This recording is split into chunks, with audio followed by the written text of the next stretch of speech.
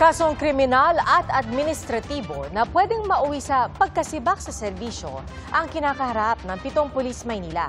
Kinikilan umano nila ng 50,000 piso ang isang lalaking pinagmukha raw nila na sangkot sa droga. Saksi, si June Veneracion.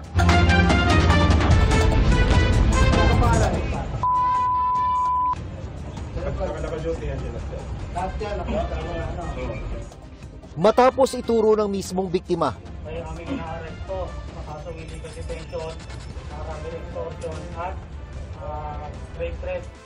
agad inaresto ng mga pulis ang 7 kabarong sangkot umano sa hulidap. Isang lieutenant, 3 staff sergeant at 3 patrolman sila na mula sa Drug Enforcement Unit ng Station 5 ng Maynila. Ayon sa biktimang seaman, June 20 nang damputin siya ng mga pulis at ginawan daw ng kwentong may dalang tube na gamit sa pagdodroga. Hanggang nagdiman sila ng pera, kapalit na hindi na lang daw nila ako tuluyang sampahan. Kasi sayang daw, siman ako, paalis na ganito. So nanghingi naman sila ng pera sa akin, worth of 50,000. Dahil wala raw siyang pera at nag-aasikaso lang sa Maynila ng application para makasampa ng barko. Kinontak ng mga pulis pati ang asawa niyang nasa probinsya. Nakagather si Mrs. ng 20,000 hanggat sa pumayag sila ng 20,000 na lang. Medyo galit pa kasi 20,000 lang. Ang transaction sa bayaran is through GCash. Matapos magbayad ng 20,000 pesos, pinakawalan ng mga pulis ang biktima kinabukasan, June 21. Pero ilang araw lang ang lumipas, binalik-balikan pa raw ng mga asset ng mga pulis ang dormitoryo sa Maynila kung saan siya tumutuloy. Kaya naglakas loob na siyang magsumbong.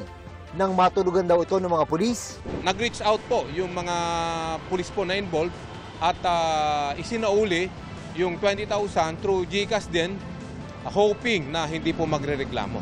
Kahapon, nagreklamo ang biktima sa Regional Intelligence Division ng NCR Police Office. Kaya nagkaroon ng operasyon kagabi. Bukod sa mga kasong kriminal, kakaharapin din ng 7 pulis ang kasong administratibo na ang parusa ay maaring dismissal sa serbisyo. Sinusubukan pa naming makuna ng panig ang mga sospek na ngayon ay nakadetain sa Camp Bagong Diwa sa Taguig City.